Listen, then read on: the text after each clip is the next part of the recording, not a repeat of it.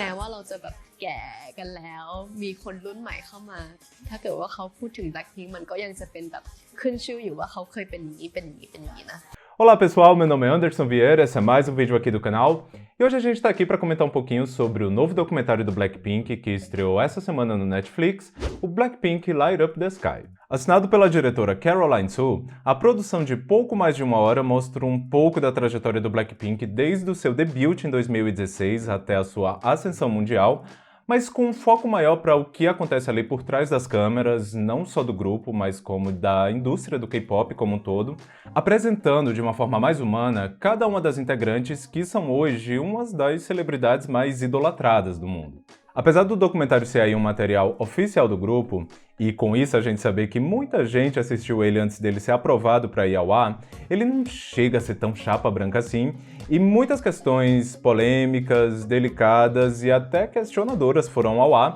mostrando que até mesmo alguns dos top idols do K-pop hoje em dia têm as suas considerações sobre como funciona a indústria. É uma boa pedida para quem já acompanha o grupo entender melhor de onde vem a motivação para continuar na estrada, mesmo com tantos percalços aí pelo meio do caminho, e também é uma boa dica para quem não conhece K-pop tanto assim, ter uma visão mais ampla de como tudo funciona. Toda indústria tem os seus prós e contras. Quando a gente não conhece, às vezes é inconscientemente mais fácil para alguns apontar só o lado negativo do outro, sem perceber que do seu próprio lado está ali acontecendo a mesma coisa. E no Light Up the Sky, esses dois pesos são ali apresentados sem muita enrolação. Para não acabar com a graça de quem ainda não assistiu, hoje eu separei aqui só 10 fatos / curiosidades que mais me chamaram aí a atenção, então vai ter sim alguns spoilers, mas considerando que um documentário é basicamente uma coleção de fatos amarrados por uma narrativa, eu acho que não tem tanto problema assim, caso você queira ver o vídeo e depois ir lá assistir o contexto completo,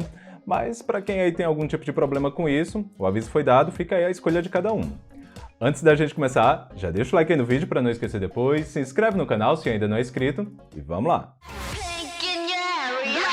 Começando por uma parte que eu precisei voltar assim umas 3 vezes para ver se eu não tinha entendido errado, porque eu achei bem pesado. Em um dos takes onde a Jisoo tá ali contando um pouco da história dela, ela conta que um período, uma parte ali da infância dela foi bem difícil por conta do bullying que ela sofria da sua própria família. Em algumas entrevistas que ela já havia dado um tempo atrás, por algumas coisas que a Jisoo falava, os fãs já tinham ali uma pequena noção de que a infância dela havia sido bem dura e sem muita afetividade, mas assim, nada comparado ao que ela revelou no documentário. E uma parte que começou até divertida, com ela falando sobre maquiagem e tal, Jisoo conta que, quando criança, ela era sempre deixada de lado pela família dela, ela era rejeitada por eles considerarem ela uma criança feia, sendo apelidada pelos seus próprios parentes de macaca. Eu achei isso tão pesado porque, infelizmente, não é raro hoje em dia a gente ver pessoas já na sua idade adulta contando dos casos de bullying que eles sofriam quando crianças, mas isso veio justamente das pessoas que você mais queria confiar e que, teoricamente, deveriam te proteger disso, é uma barra ainda maior. Eu acho até um pouco complicado esse pensamento de dizer que isso foi, em algum momento, algo bom por ter tornado ela a pessoa forte que ela é hoje. Ninguém sabe o quão vivo isso ainda tá ali na mente dela, né? Mas o que a gente sabe é que hoje a Jisoo é a visual de um dos maiores grupos do mundo e que a sua beleza rende aí milhões e milhões em contratos com marcas da qual ela é garota propaganda. 사이에서 왕따 당했었어요. 못생겼다고. 응? 원숭이 같다고. 지금 제일 이쁘잖아. 괜찮아.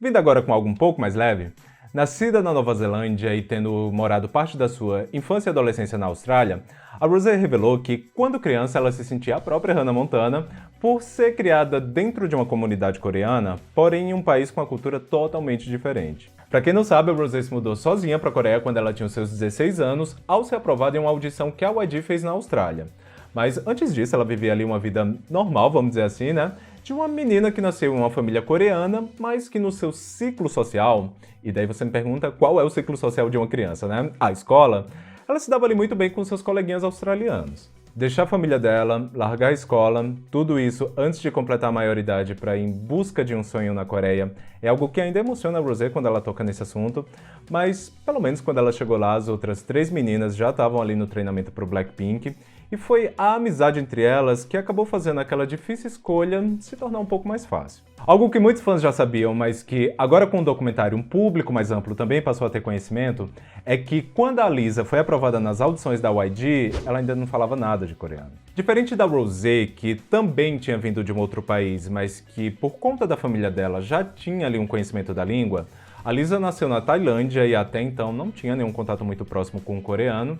e por mais que tenha sido muito difícil, só foi depois que ela entrou na empresa como trainee que ela foi começar a estudar a língua. Apesar de supostamente as ordens da YG fossem de que ninguém falasse com ela em outro idioma, foi a Jennie, que já tinha morado alguns anos na Nova Zelândia e passado por uma situação bem parecida com a da Lisa, quanto a ter que aprender a se comunicar em um outro país onde você não fala a língua nativa, que ajudou a Lisa a se aperfeiçoar no coreano, conversando com ela em inglês as coisas que ela ainda não entendia. Falando nisso, a rigidez do período delas como trainee é algo levemente criticado no documentário, principalmente pela Jennie, quando ela lembra do quanto ela abdicou na sua adolescência por ter começado a trabalhar tão cedo. Por ter que cumprir um regime de treinamento de canto, dança, etc., que às vezes chegava a 14 horas por dia, a Jennie, por exemplo, não tem, sei lá, a memória ou os amigos de um terceirão, que é tão comum e natural para qualquer pessoa que já passou aí pelo ensino médio. E assim, eu não sei se foi impressão minha, mas em nenhum momento esse processo como trainee foi glamorizado no documentário.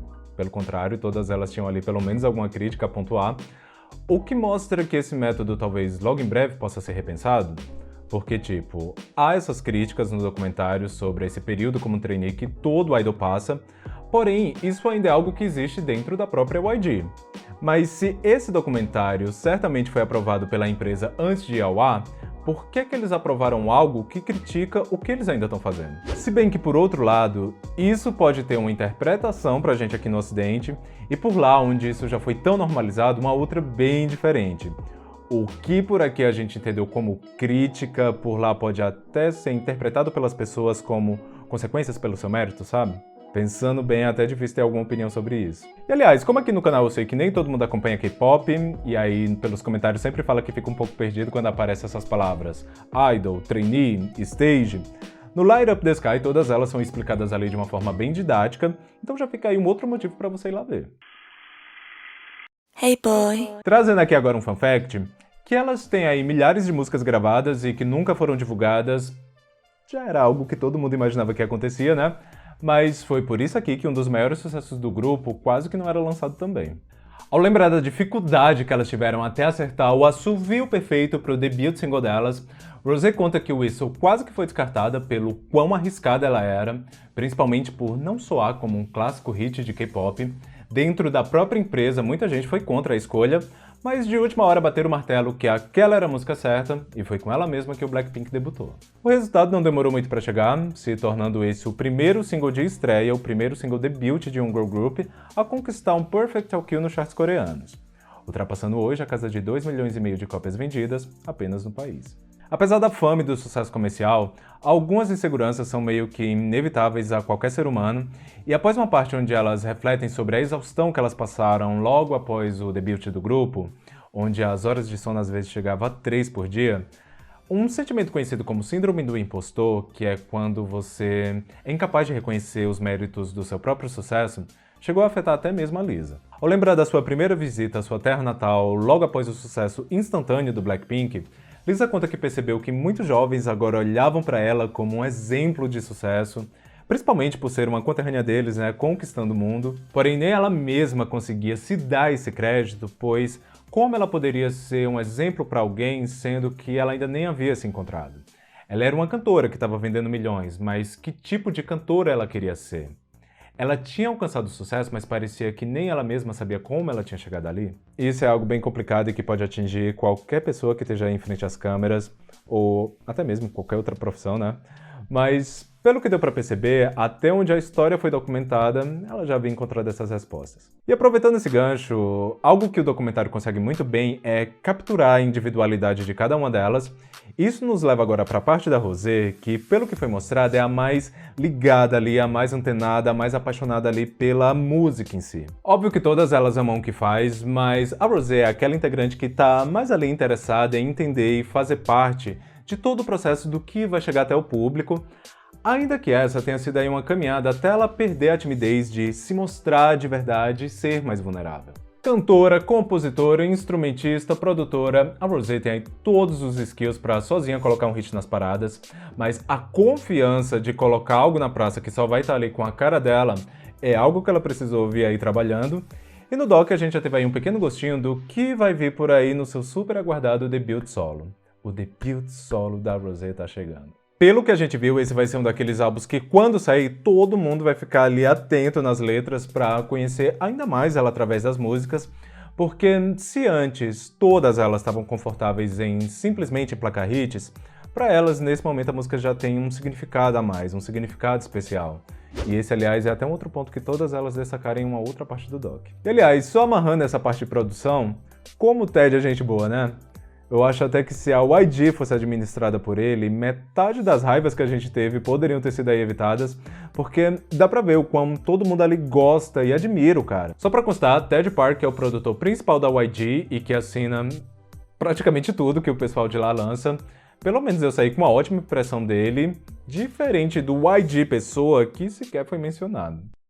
Love being on stage because that's when I feel most alive, yet when we come back to the hotel, it's just like I felt so empty. Uma parte que chega a ser engraçada, mas ao mesmo tempo até um pouco triste, é quando elas falam sobre a vida pessoal delas hoje em dia, onde elas até literalmente já chegaram a se questionar que vida pessoal. À medida com que o grupo foi se tornando cada vez mais global e bem-sucedido, a agenda delas foi ficando cada vez mais apertada, ao tempo delas basicamente viver apenas para a apresentação do dia seguinte, como bem pontuou a Rosé em um dado momento. Mas assim, não é como se ela estivesse reclamando da profissão que ela escolheu, mas ao mesmo tempo em que, enquanto ela estava no palco, era o momento em que ela se sentia mais viva, no momento em que o show terminava e ela voltava sozinha para o quarto de hotel,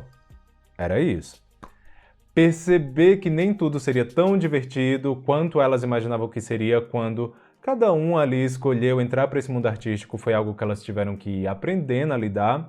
ou melhor dizendo, agregar. O Coachella tem um espaço enorme no documentário e não só pelo evento em si, mas por como muita coisa mudou na visão delas depois que elas se apresentaram no festival. Além de uma conquista pessoal que no início nem elas sonhavam que seria possível, ser elas as responsáveis por levar o K-pop a uma plateia tão gigante e diversa, onde muitos nem estavam ali pelo K-pop em si, mas pela música no geral, parece ter dado um clique de que o que elas estão fazendo e conquistando é algo muito maior do que números, recordes e certificados. Em nenhum momento elas estão considerando parar, mas para que essa não seja uma experiência onde você passa metade do tempo feliz e realizado e na outra metade triste e vazio,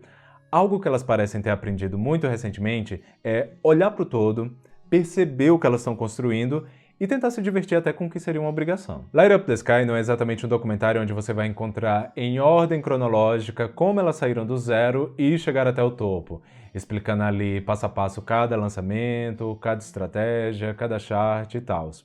É algo feito justamente para você conhecer cada uma delas além do status de idol. O que é algo muito importante, né? Principalmente no K-pop, onde por anos esse status de idol foi feito justamente para parecer algo inalcançável, perfeito e sem falhas.